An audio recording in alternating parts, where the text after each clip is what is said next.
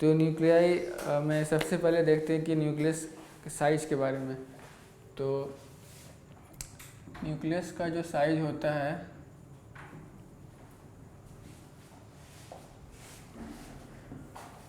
इसका जो साइज है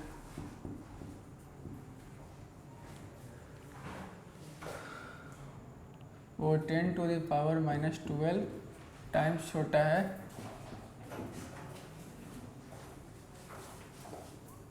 एटम के साइज से।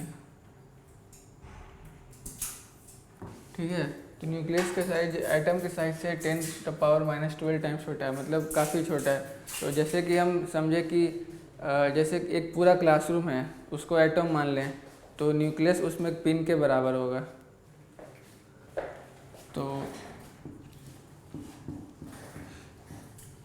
Nucleus is like pin if we consider atom as a classroom।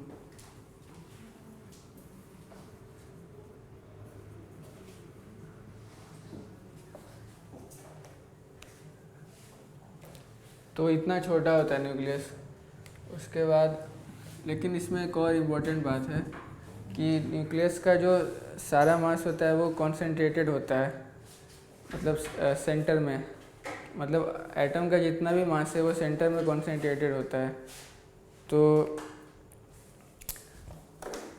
Atom का सारा मास सेंटर में कॉन्सेंट्रेटेड होता है, इसका मतलब कह सकते हैं कि जैसे कि ये फैक्ट है कि न्यूक्लियस जो है ये 99.9% मास होता है एटम के मास का।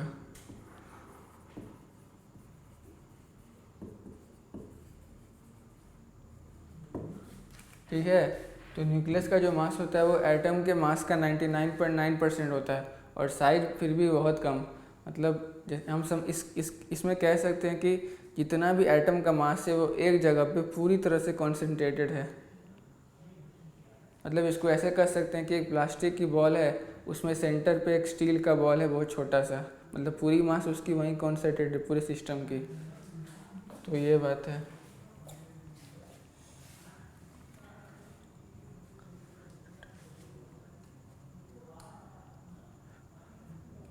अब एटम का मास देखते हैं, मास ऑफ एटम।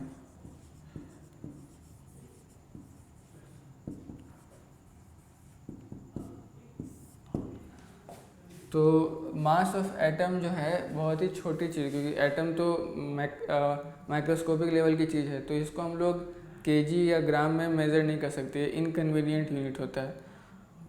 तो एटम का मास हम एक अलग से यूनिट बनाए जिसको हम कहते हैं AMU। AMU मतलब कहते हैं AMU।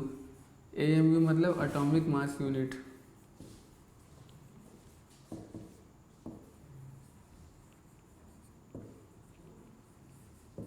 ठीक है, तो ये होती है यूनिट मेज़र करने की एटम के मास को। तो जैसे कि कार्बन एटम होता है, इसका मास होता है approximately 1.66 into 10 to the power 1.6 नहीं 1.99 इंटू 10 पावर -26 kg होता है। ये होता है कार्बन एटम का मास। अब देखिए 10 पर -26 है kg में, तो इसको kg में मेज़र करना फिर सही नहीं होगा, क्योंकि ये काफ़ी कम है, मतलब 10 पर -26 पावर है। तो ये कार्बन एटम का मास हो गया। अब 1 AMU डिफाइंड है 1/12 of mass of carbon atom.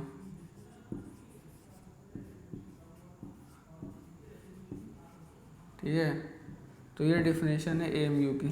तो इसको 12 से डिवाइड करेंगे तो कितना आ जाएगा 1.99 into 10 to the power -26 upon 12 kg। तो ये आ जाएगा 1.66 into 10 to the power -27 kg। तो ये हो जाएगा किसके बराबर, 1 AMU। तो एक एटॉमिक मास जो एक एटॉमिक मास यूनिट होता है जिससे हम मेज़र करते हैं एटम्स के मास को, उसकी वैल्यू होती है 1.66 × 10⁻⁻27 kg। तो ये होती है AMU की डिफिनेशन। जो कार्बन एटम की मास है उसका 1/12। तो इसी AMU को हम एक यूनिट मान के बाकी सारे एटम्स का मास मेज़र करते हैं, या न्यूट्रॉन, प्रोटॉन, इलेक्ट्रॉन, इसके भी मास मेज़र करने हैं तो AMU को मानते हैं स्टैंडर्ड यूनिट। तो ये हो गया।